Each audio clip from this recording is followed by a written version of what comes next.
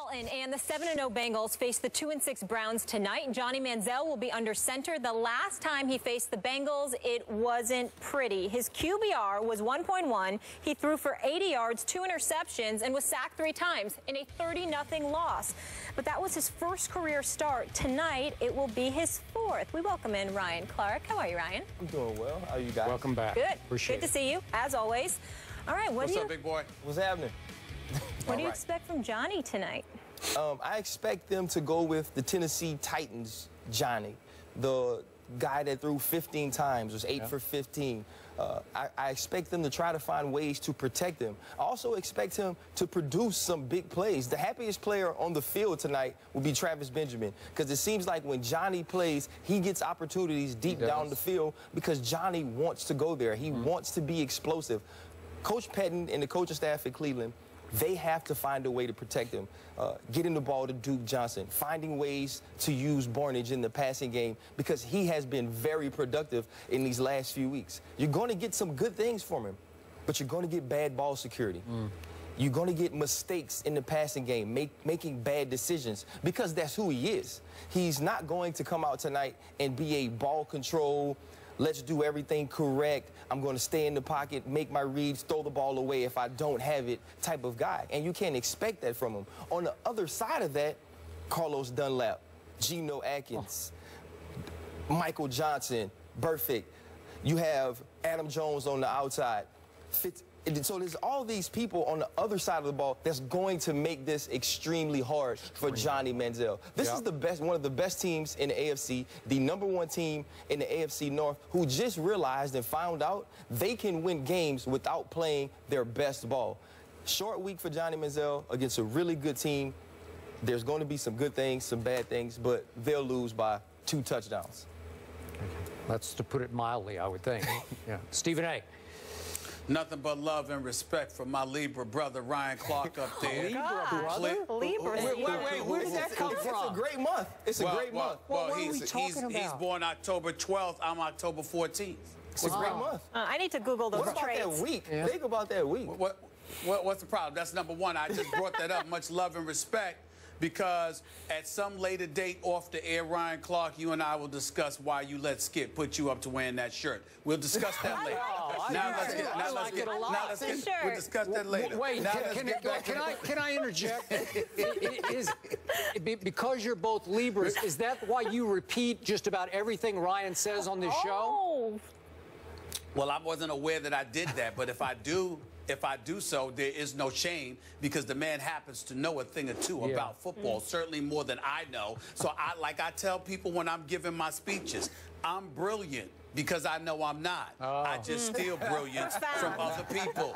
He's brilliant when it comes to the game of football. I'm listening to his expertise, and I get what he's saying. Let me piggyback off of that, however, Skip, in all seriousness, when we go to Cleveland and Cincinnati. We've been talking about Johnny Manziel and the absence of weapons. Skip, this team has a decent passing attack. They've got a top 10 passing attack. Their problem is in running the football because they don't have anybody that's averaging more than 3 yards a carry. So when you talk about a Duke Johnson, you've got to get him the ball. You're talking about a Kelvin Benjamin, you've got to get him the ball. You're looking at some of these guys, the Gabriels of the world, Barnidge of the world. You got to get these guys the football. They seem capable of doing so with the Johnny Manziel. But they're going up against a superior Cincinnati Bengals team on the road. If they could run the ball more effectively, I would have more faith that they could make this an interesting game.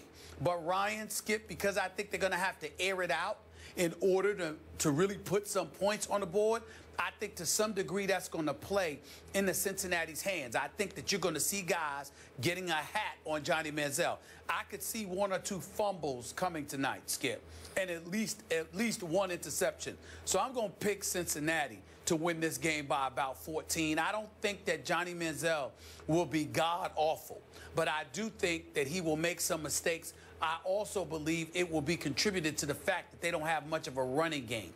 And the combination of that, along with his miniature status, once they put a hat on him, I think they're going to hurt him a little bit. They're going to wear him down, and there's going to be some turnovers that's going to be imminent, and that'll lead to Cleveland's demise. I'm sorry. This is going to be another nightmare for Johnny Manziel. This is wrong place, wrong time, wrong opponent, division rival. You can argue that the Browns will get up for this because it's somewhat of a rivalry, Ohio rivalry, obviously. But listen, the Browns in points scored are 25th in the league. In points allowed, they're 26th in the league. So I don't, you know, Josh McCown's made some decent throws because he's a tough guy. He hangs in, he's smart, and yet they can't run the ball. They're 31st in rushing, so that will take no pressure off Johnny Manziel. I thought Brian Billick was interesting on Mike and Mike this morning because he said to me as I watch it, it's so easy right now to defend Johnny because you just tell everybody, stay in your lanes, keep him in the pocket, and play zone against him because he's played so little that you know this way better than we do. But if you just mix and match a bunch of zones that are just so confusing on the fly, especially on the road against, as you said, a very talented and experienced defense, it's mind-boggling what he would see or not see because Gary Barnidge, who's had a nice year, but he's bounced around, and it's like, that's all you got is Gary Barnidge? Really? And I agree with Travis Benjamin. I mean, he can get behind people. I just don't think he'll get behind these people. I just don't think they'll allow it. And I don't think Johnny will have enough time. And we know that when Johnny gets outside the pocket, he can do as much damage as anybody in pro football. When he gets outside, I don't think they will allow it. I think Marvin Lewis is too good at coaching that side of the ball. And in Cleveland's side of the ball, Joe Hayden, who's the best player in their defense to me, we had him on the show back at the NBA Finals, great young man. God bless him. He's in the concussion protocol. I'm almost sure he's not going to play tonight. So what? What are you going to do? I mean, you guys are saying 2 touchdowns. I mean, it feels like 4 touchdowns to me. It feels like it's going to get out of hand fast. Skip, go ahead. Skip, the most important. Cincinnati is 7th on defense in terms of points allowed, but 22 in terms of yards allowed, and they're 23rd against the pass. So what that says to me, because I see the personnel that they have and I know they're talented enough, is that they take a lot of chances. They bend, but they don't necessarily break, but they take a lot of chances. And I believe that because it's Johnny Manziel that's out there, somebody that they've clearly rattled in the past, I think you'll see Cincinnati taking a few things for granted, taking a few chances, and opening up opportunities for Johnny Manziel to exploit. He'll lose more than he'll win, but I think he'll have some good moments tonight and at least attempt to make it respectable. I think he'll pull that off to some degree for at least 3 quarters. Can I throw one thing out there? Dolan has struggled against the Browns, guys. They've held him under 120 yards passing the last 3 times they played. The last 2 home games, a QBR of 4. Just playing devil's advocate, not suggesting anything. That was with a good Joe Hayden. Good Joe Hayden. Healthy Joe Hayden. I know. That was Tayshaun Gibson last year being pretty much the breakout star at free safety. Yep. And so there were some different things going on. And it was also a different Andy Dalton. It wasn't the Andy Dalton we saw come out last week, throw a pick in the red zone, and then drive his team back down to score the winning touchdown. So you're looking at this team, and it's totally different. It's a team that has something to prove, and he hasn't been good in primetime. He really hasn't. But this team is so much better than the Cleveland Browns are, it really doesn't matter. Nope. Andy Dalton just has to be okay. He has to go out and not lose it. You're talking about Johnny Manziel on a short week with an opportunistic defense, because even though, like Stephen A. said, they give up yards, you look at last week against the Steelers, they created turnover. Reggie Nelson with 2 picks. Williams comes up with a huge pick on the sideline. That's why they won that game. So if they're opportunistic against a guy like Ben, even though he's coming off of an injury, think about Johnny Manziel, the chances he takes, like you said, playing a zone, getting eyes to the quarterback. Kirkpatrick, those guys, they're going to have opportunities to make plays. And I think they make plays tonight, enough plays that this game's not even close. Okay, quick thought from you. Johnny's future in this league, in football in general. I think Johnny can play. Okay. I think they're doing a really good job of bringing him along slowly. I have confidence that he can be a starting quarterback in this league. Do I think he can be an elite Pro Bowl level quarterback? I don't believe so, but I do believe he can lead a team to wins in this league. In Cleveland or elsewhere? I think he's going to have to be elsewhere. I don't think that's the place for him to excel. They don't really have the right people around him, and their offense isn't ran in a way I feel like he can be super productive. Skip, Ryan, Molly, 3 quarterbacks. Johnny Manziel, RG3, Colin Kaepernick all need to be elsewhere. Yep. Yes. Agreed. Yep. Can I get a score quick, guys? Let me answer this real quick. Go for it. Just real quick. Look, Johnny off the field has issues. We know about them. He was in rehab for an estimated 10 weeks, 2 months. Mm-hmm. And he came back into this year on a zero tolerance policy, and then he had this incident. And it really, really disappointed me. I'm a big fan of his on and off the field, but I think he did himself so much damage around the league in interest level on other teams because he showed everybody, I don't really care about football that much because I'm going to threaten it with this incident. And I'm going to admit to the cops, well, I'm off the wagon. I had a couple of drinks earlier today. Then you got the incident with his live-in girlfriend, and we're not sure how that's going to come out after the investigation. And I think other teams said, really? That's all you got? That's all you care about, what's left of your career? Skip, let me tell you why you're not, I want to emphasize, you're not wrong.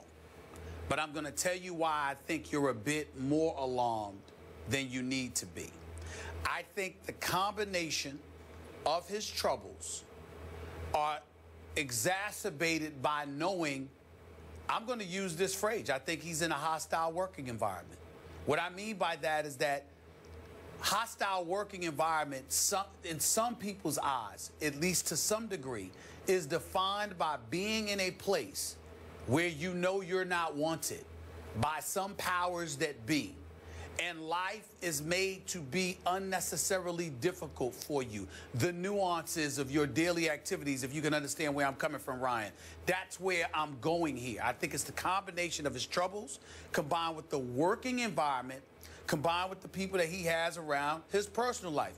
Because aside from the incident in question that we're still trying to learn about as it pertained to his girlfriend and he being pulled over by the police, it was clear that he ain't the only one that was drinking something.